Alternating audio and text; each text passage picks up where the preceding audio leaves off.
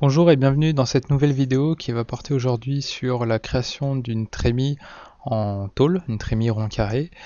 On verra donc sa conception, son ouverture, son découpage en fait, et puis on ira jusqu'à la partie dépliée, mise à plat. Pour créer une trémie, on passe par un document pièce, et on va utiliser l'outil dans tôlerie, tôle de transition. Tôle de transition, comment ça marche?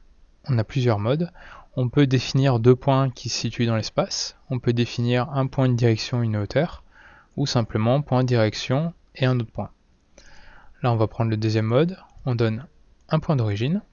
On définit ensuite une épaisseur.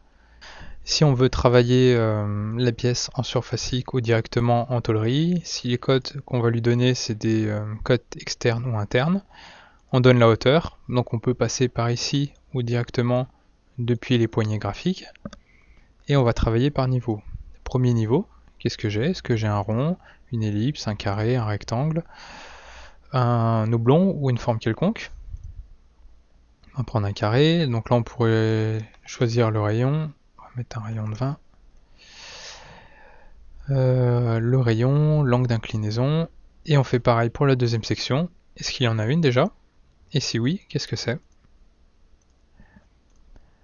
Il va être possible également d'intégrer un désaxage, là aussi via le menu ou directement depuis les poignées. Et on va pouvoir donner aussi une inclinaison. Et voilà avec un rond carré désaxé. Alors Topsy ne choisit pas pour vous où il va falloir l'ouvrir, ça c'est quelque chose qu'on voit après. Et pour ce faire, on utilise la commande rainure. Le mode qui va bien sur ce genre de pièce, c'est sélection par deux points. On indique la forme à modifier et on indique plusieurs points. Par exemple ici, on pourra en donner un ici et un autre là. Alors vous verrez, j'ai rajouté des petites options, c'est des surépaisseurs, c'est pour être bien sûr que la rainure va déboucher de la pièce. Idem sur les extrémités, on peut demander à Topsy de rajouter des formes, soit parce que la pièce ne passe pas en 3D, ou soit tout simplement parce qu'on veut les voir apparaître sur le déplié, parce que ça va être nécessaire. Voilà, donc là vous faites ce que vous voulez sur ces endroits-là. Une fois que c'est fait, on valide. On va en faire une autre ici. On valide encore. Là pour le moment j'ai toujours la même forme. Topsy n'a pas vu que ce côté était détaché, il faut lui indiquer. On va dans surface, suppression, et là on dit qu'on va supprimer le corps et pour finalement le garder. On va changer sa couleur. On va le passer en vert. Et là je me retrouve bien avec deux formes. Maintenant comme vous l'avez vu, on travaille dans un document pièce. Il va falloir transformer tout ça en assemblage. La première étape consiste à positionner les deux formes dans les représentations. Pour le moment, il n'y a que la première. Hop, on va le mettre en présentation détaillée, simplifier, conception.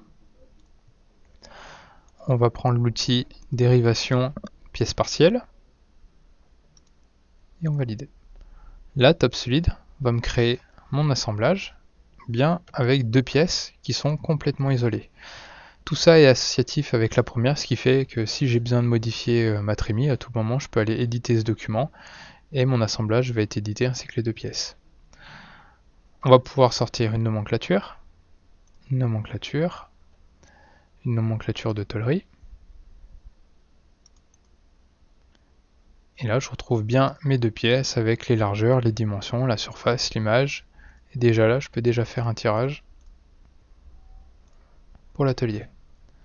Maintenant si on veut déplier ces pièces, on va dire mise à plat en rafale. On peut choisir un modèle de mise à plat, on peut choisir un dossier spécifique, on va dire mise à plat, et on n'a plus qu'à valider. Je retrouve bien mes deux pièces. Alors pour le moment il n'y a pas grand chose, et si finalement il a réussi à les faire.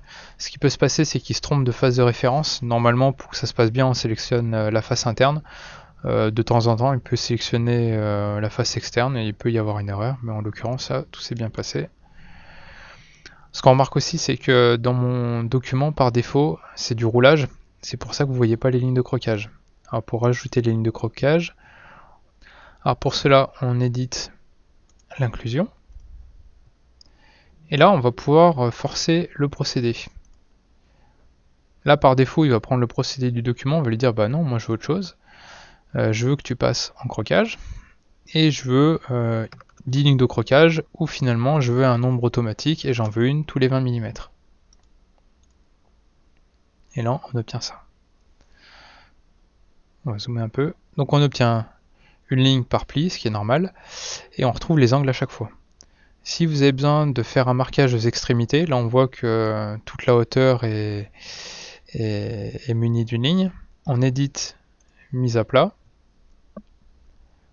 On va dans la partie qui est ici, pli.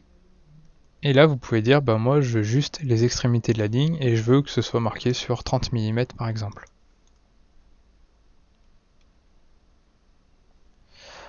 Alors, pour les fortes épaisseurs, on peut demander aussi à prévoir des encoches aux extrémités.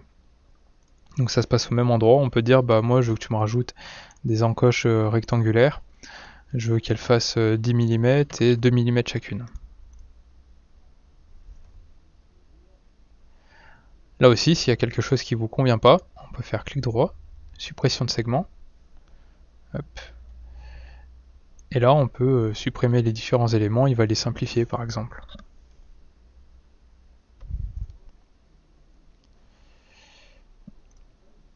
Voilà, c'était une petite vidéo rapide, j'espère que ça vous a plu. Si vous avez des questions, n'hésitez pas. Et puis je vous dis à une prochaine.